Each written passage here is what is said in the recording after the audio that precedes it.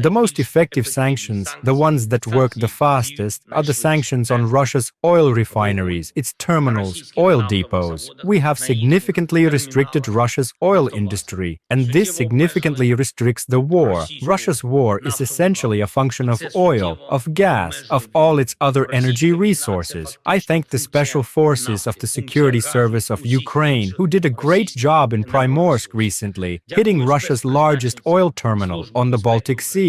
There is substantial damage. Everything has been verified, and this is tangible for the enemy. Our special forces are also keeping an eye on the port of Ust-Luga and all other Russian points of access to the world market. US President Donald Trump is urging NATO to stop buying Russian oil. Trump's team is ready to put tariffs on China to bring Putin to the negotiating table. Meanwhile, House Speaker Mike Johnson says the sanctions against Russia are overdue. What does new Trump's demands on sanctions look like, and could this lead really to force Putin to negotiating table?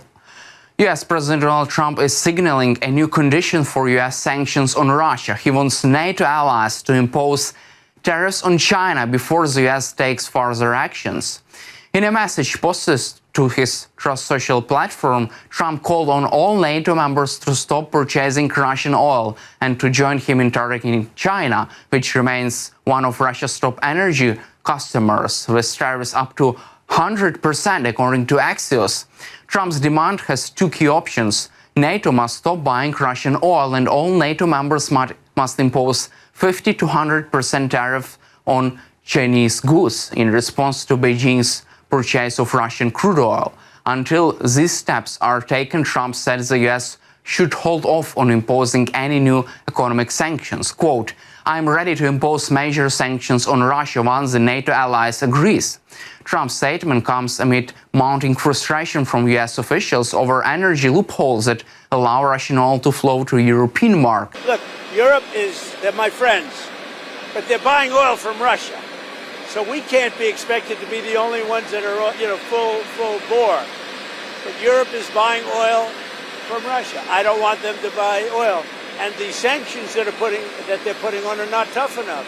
And I'm willing to do sanctions, but they're going to have to toughen up their sanctions commensurate with what I'm doing. Meanwhile, Russian oil exports remain a major source of funding of Moscow's military operations in Ukraine. Reuters reports that targeting this revenue stream could deal a significant blow to Russia's ability to finance the war, especially if large buyers like China and India reduce or stop their imports. Trump's call to impose tariffs on these countries aims to increase pressure.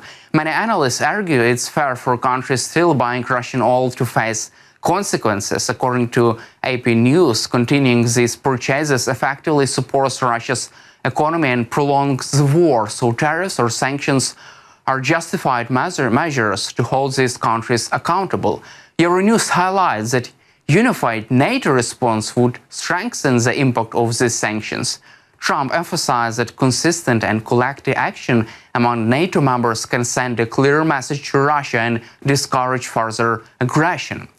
The Financial Times reports that tariffs on China and India, major buyers of Russian oil, could be an effective way of pressuring these countries to reduce their energy purchases from Moscow. While such measures carry risk of economic fallout, supporters argue they might be necessary to tighten the financial news on Russia. Al Jazeera reports that Ukraine views tariffs as a fair step to make sure countries don't indirectly fund the war machine. Experts caution that for this strategy to succeed, countries must have reliable alternatives to Russian oil. It also requires strong agreement among NATO allies and clear enforcement mechanisms.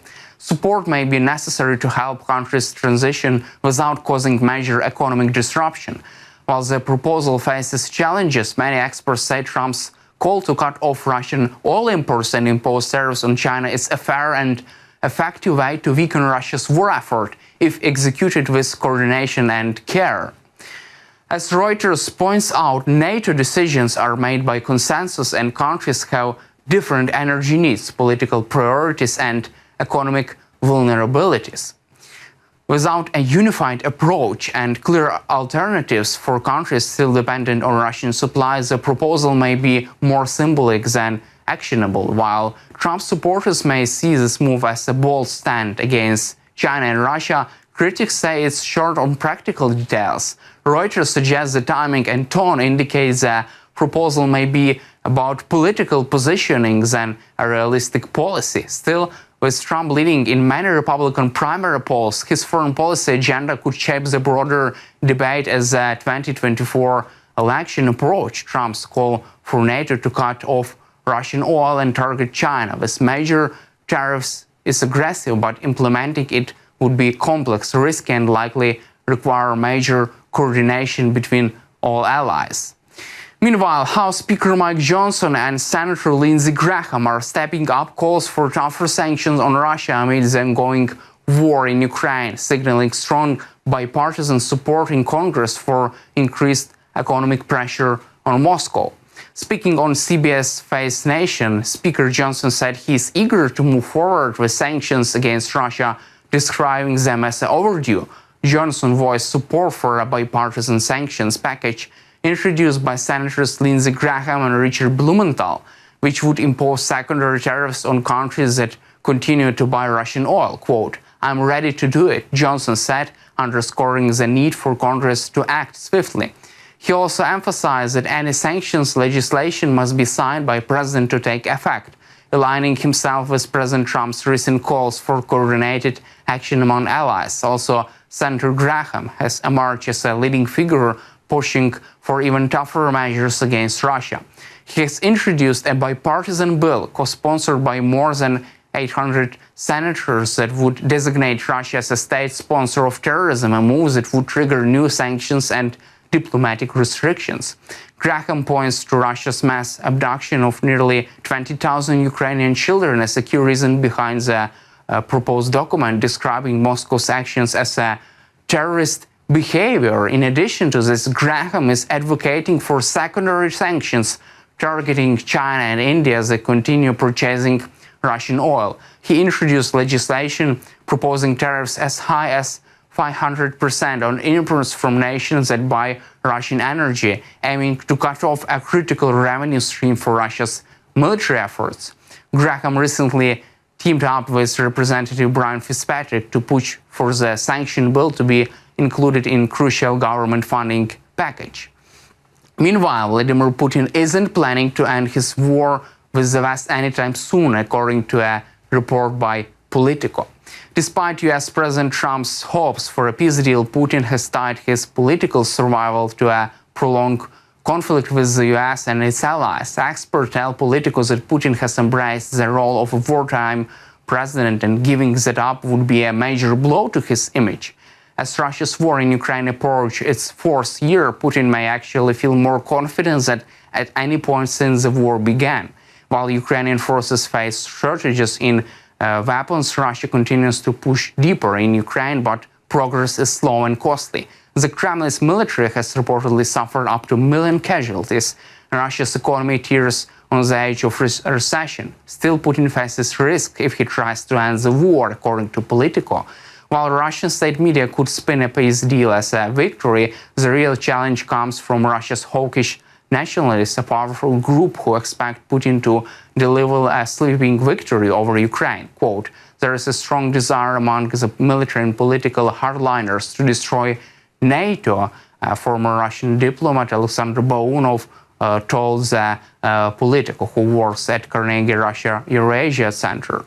Since Putin's recent meeting with Trump in Alaska, which Trump held as a step toward peace, Russia has stepped up hybrid warfare tactics against Europe.